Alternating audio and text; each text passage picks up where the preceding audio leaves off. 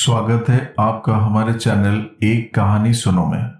अगर आपको हमारे भारत के संस्कृति और पौराणिक कथाएं अच्छी लगती है तो कृपया हमारे चैनल को सपोर्ट करें, लाइक, शेयर और सब्सक्राइब करें। तो आइए आरंभ करते हैं। सुख की चाह है सबके मन में, पर अच्छे कर्मों से रखते दूरी। ये कैसे संभव हो सकता है जग में, नीम के फल हो जाए मीठी मिश्री। क्या आपने कभी सोचा है कि आपके आसपास धर्म पूजा पाठ करने वाले लोगों की जिंदगी इतनी खुशहाल नहीं होती जितनी कि अधर्मी और नास्तिक लोगों की होती है।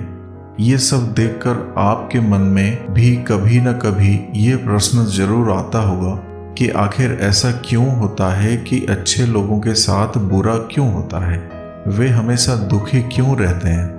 साथियों, श्रीमद् भगवद गीता में भगवान श्री कृष्ण ने इसका बड़े अच्छे से उत्तर दिया है।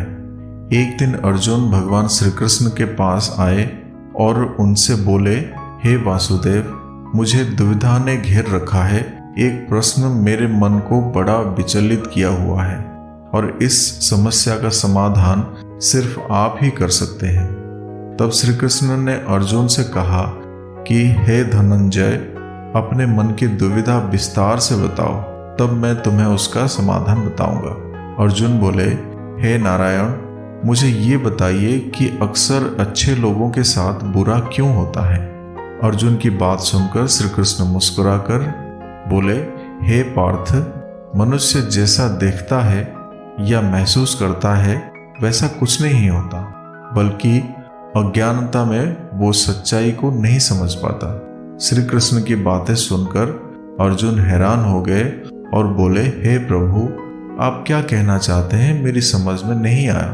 तब श्री कृष्ण अर्जुन से कहते हैं कि मैं तुम्हें एक कथा सुनाता हूँ, जिससे सुनने के बाद तुम समझ जाओगे कि हर एक इंसान को उसके कर्म के अनुसार ही फल मिलता है। अर्थात जो बुरा कर्म करता है उसे बुरा फल मिलता है और जो अच्छा कर्म करता है उसे अच्छा फल मिलता है, क्योंकि अच्छा और बुरा कर्म तो मनुष्य पर निर्भर करता है। वे बोले कि एक नगर में दो पुरुष रहा करते थे। उन दोनों में से एक व्यापारी था जो धर्म को बहुत महत्व देता था। वो पूजा पाठ और भगवान में बहुत विश्वास करता था। वहीं दूसरा पुरुष पहले वाले से बिल्कुल विपरीत था, हमेशा दुष्कर्म में लीन रहता था। वो मंदिर तो जाता था, परंतु पूजा पाठ के उद्देश्य से नहीं, बल्कि मंदिर के बाहर जूते चप्पल चुराने के लिए। इसी तरह समय बीतता गया। एक दिन उस नगर में बड़ी जोर की बारिश हो रही थी, बिजली कड़क रही थी। एक क्षण के लिए भी बारिश रुकने का नाम नहीं ले रही थी। उस दिन मंदिर में पंडित जी के अलावा और कोई नहीं था। ये बात अब दूसरे पुरुष को पता चली तो उसके मन में लालच भर गया और सोचने लगा कि यही सही मौका है मंदिर में घुसकर मंदिर के धन को चुराने का। ये ख्याल आते ही वो मंदिर पहुंच गया और मंदिर में रखा सारा धन चुरा लिया। उसी समय धर्म कर्म में विश्वास रखने वाला व्यापारी भी मंदिर पहुंचा और भगवान के दर्शन किए। जब मंदिर के पंडित को चोरी के बारे में पता चला तो पंडित उस भले व्यक्ति को चोर समझ बैठा और शोर मचाने लगा। इतने में मंदिर में भीड़ जुट गए और लोग उस व्यापारी को चोर समझ बैठे। व्यापारी बचता हुआ उस मंदिर से निकल गया, लेकिन दुर्भाग्य ने उसका साथ नहीं छोड़ा। बाहर निकलते ही वो एक गाड़ी से टकरा गया और घायल हो गया। वो किसी तरह अपने घर जा रहा था, तभी रास्ते में उनकी मुलाकात उस व्यक्ति से हुई जिसने मंदिर का धन चुराया था। व्यापारी को देख वो व्यक्ति क्रोधित हो गया और घर पहुंचते ही भगवान की सारी तस्वीर निकालकर फेंक दी। वो भगवान से नाराज होते हुए अपना जीवन व्यतीत करने लगा। कुछ समय बाद दोनों ही व्यक्तियों की मृत्यु हो गई और दोनों यमराज की सभा में पहुंचे। उस व्यक्ति ने अपने बगल में खड़ा देख यमराज को यमराज से पूछ लिया कि हे यमराज, मैं सिर्फ अच्छे कर्म करता था, भगवान की सेवा और पूजा पाठ में ही लीन रहता था, लेकिन इसके बावजूद पूरा जीवन मुझे अपमान और दुख ही क्यों मिला। इस पर यमराज ने व्यापारी को बताया कि पुत्र, तुम गलत सोच रहे हो। जिस दिन तुम्हें गाड़ी से टक्कर लगी थी उसी दिन तुम्हारे जीवन का अंतिम दिन था।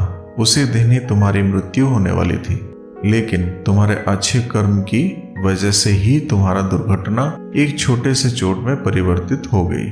तुम बच गए। और इस व्यक्ति के बारे में जानना चाहते हो तो बता दें कि इसकी किस्मत में राजयोग लिखा हुआ था, परंतु इसके लोभ, पाप और दुष्कर्म के कारण इसको राजयोग प्राप्त नहीं हुआ। श्री कृष्ण अर्जुन को ये कथा सुनाने के बाद पूछते हैं कि पार्थ, तुम्हें तुम्हारे प्रश्न का उत्तर मिल गया। ऐसा सोचना कि भगवान किसी के अच्छे कर्म को नजरअंदाज कर रहे हैं तो ये तो बिल्कुल गलत है। भगवान हमें कब, क्या, क्यों, किस रूप में दे रहा है ये हमें समझ में नहीं आता, लेकिन अगर हम अच्छे कर्म करते हैं तो भगवान का आशीर्वाद सदैव हमारे ऊपर बना रहता है। साथियों, मनुष्य को किए हुए शुभ या अशुभ कर्मों का फल अवश्य भोगना पड़ता है। बन जाता है आज सुखद, कल भी सुंदर हो जाता है। अच्छे कर्मों के करने से ये मन ही मंदिर हो जाता है। फिर मिलेंगे साथियों अगले वीडियो में। तब तक के लिए अपना ख्याल रखना और हमेशा हंसते मुस्कुराते रहना।